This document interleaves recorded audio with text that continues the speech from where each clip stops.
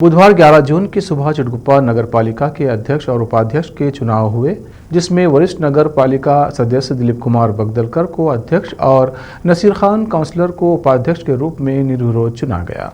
चुनाव अधिकारी चिटगुप्पा तहसीलदार मंजुनाथ पांचाल ने इसकी घोषणा की। इस अवसर पर नगर पालिका के मुख्य अधिकारी हुसामुद्दीन बाबा के अलावा सभी नगर पालिका सदस्य और अन्य लोग भारी संख्या में उपस्थित थे। नए अध्यक्ष और उपाध्यक्ष की जीत की घोषणा के बाद कांग्रेस पार्टी के कार्यकर्ताओं ने आतिशबाजी की और जीत का जश्न मनाया। इस जश्न में पूर्व मंत्री राजशेखर पाटिल शामिल हुए। इस अवसर पर राजशेखर पाटिल का नए अध्यक्ष और उपाध्यक्ष ने सम्मान किया। इस अवसर पर कांग्रेस कार्यकर्ता भारी संख्या में शामिल रहे।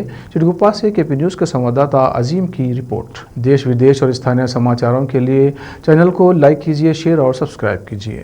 ಪಟ್ಟಣದ ಪುರಸಭೆಯ 10ನೇ ಅವಧಿಯ ಬಾಕಿ ಉಳಿದ ಅವಧಿಗೆ ಅಧ್ಯಕ್ಷ ಮತ್ತು ಉಪಾಧ್ಯಕ್ಷ ಚುನಾವಣೆಯನ್ನು ಪ್ರಾರಂಭಿಸಲಾಯಿತು। ಬೆಳಗ್ಗೆ 9 ಗಂಟೆಯಿಂದ 11 ಗಂಟೆವರೆಗೂ ನಾಮಪತ್ರವನ್ನು ಸಲ್ಲಿಸಲು ಅವಕಾಶ ಕೊಡಲಾಯಿತು।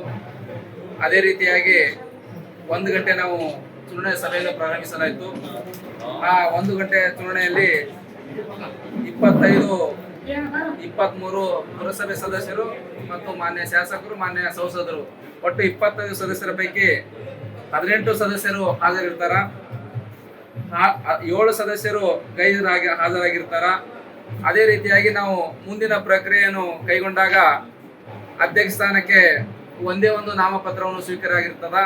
ಹೀಗಾಗಿ ಆ ಒಂದು ನಾಮಪತ್ರವನ್ನು ಶ್ರೀ ದಿಲೀಪ್ ಕುಮಾರ್ ಬಸವರಾಜ್ ವಾರ್ಡ್ ನಂಬರ್ 17 ಸದಸ್ಯರು ಇವರ ವಿರುದ್ಧ ಬೇರೆ ಯಾರೇ ಸದಸ್ಯರು ನಾಮಪತ್ರ ಸಲ್ಲಿಸಿರುವುದರಿಂದ ಇವರನ್ನು ಪುರಸಭೆಯ ಅಧ್ಯಕ್ಷ ಸ್ಥಾನಕ್ಕೆ ಅವಿರೋಧ ಅಧ್ಯಕ್ಷ ಸ್ಥಾನಕ್ಕೆ ಆಯ್ಕೆ ಆಗಿರುತ್ತಾರೆ ಎಂದು ಘೋಷಿಸಲಾಯಿತು।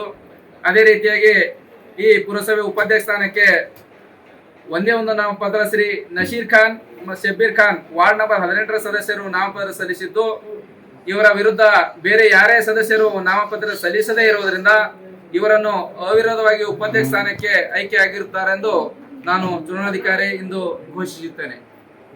ಧನ್ಯವಾದಗಳು।